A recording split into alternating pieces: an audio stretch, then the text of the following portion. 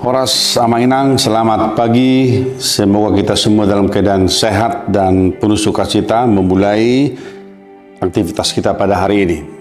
Kita akan disapa oleh firman Tuhan yang memberikan kita bekal rohani dan kekuatan pada hari ini yang tertulis di dalam kitab Yeremia pasal 51 ayat yang ke-50 yang berbunyi demikian. Kamu orang-orang yang terluput dari pedang, pergilah. Janganlah berhenti, ingatlah dari jauh kepada Tuhan, dan biarlah Yerusalem timbul lagi dalam hatimu. Kamu orang-orang yang terluput dari pedang, pergilah, janganlah berhenti, ingatlah dari jauh kepada Tuhan, dan biarlah Yerusalem timbul lagi dalam hatimu. Saudaraku, kita tahu dalam sejarah Israel ada dua bangsa yang pernah menjajah memperbudak orang Israel, yaitu bangsa Babel dan bangsa Asyur. Sepintas orang melihat bagaimana pembuangan itu selama 70 tahun, seolah-olah bagi banyak orang pada waktu itu melihat bahwa Allah orang Israel telah mati dan tidak berdaya lagi, sebab dia telah membiarkan bangsanya mengalami pembuangan di Babel. Tetapi Alkitab mengatakan kepada kita bahwa Allah itu luar biasa, Allah itu adil dalam segala penghukumannya. Kalau manusia melihat seolah-olah dari sepihak bahwa Allah membiarkan umatnya mengalami penindasan, dijajah oleh orang Babel, bangsa Babel yang kuat itu, tetapi pada akhirnya kita bisa melihat bahwa Allah yang punya kuasa, sang pemilik dunia ini, di tangannya ada keadilan dan penghukuman. Bangsa Babel, bangsa yang termasuk kuat pada waktu itu, Tuhan menghukum mereka karena mereka telah memperbudak dan menjajah orang-orang Israel, umat Allah. Artinya apa, saudara-saudara? Bahwa Allah itu tidak berdiam diri, Allah itu tidak pasif, tetapi dia melihat pergumulan bangsanya. Meskipun suatu waktu pada zamannya mereka diizinkan oleh Tuhan untuk mengalami pembuangan di Babel oleh karena dosa-dosa mereka, tetapi kita melihat bahwa Allah itu adalah Allah yang adil. Pada waktunya bangsa yang kuat itu, bangsa Babel itu dihukum oleh Tuhan. Dan ayat harian ini adalah merupakan kalimat yang membuat bangsa Israel, umat Allah, mengalami suatu hal yang memberikan mereka kekuatan, motivasi.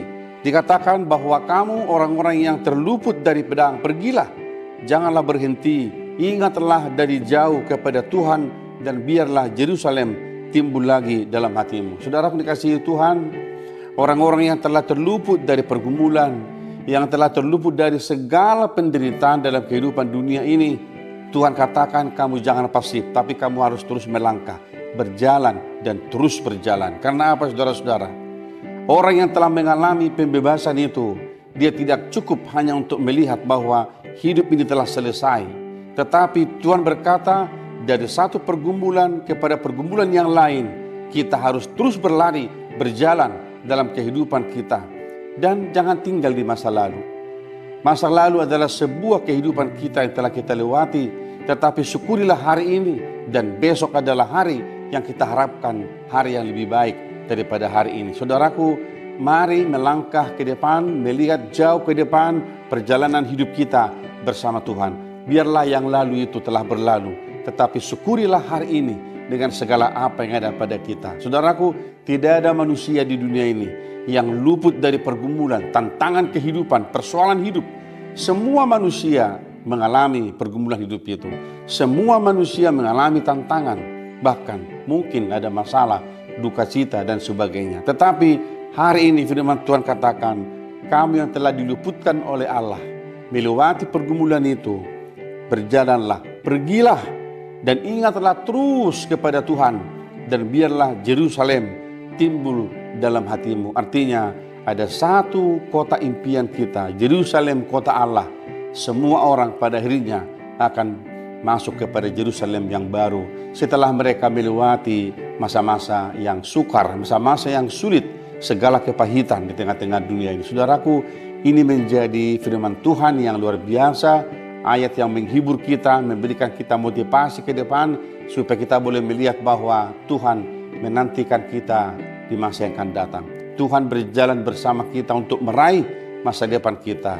Segala apa yang kita harapkan dari Tuhan, apa yang kita impikan dalam hidup di dunia ini, Tuhan katakan kepada kita, jangan menyerah dan teruslah melangkah, berjalan menapaki kehidupan kita, sebab Allah adalah Immanuel, Tuhan yang menyertai kehidupan kita.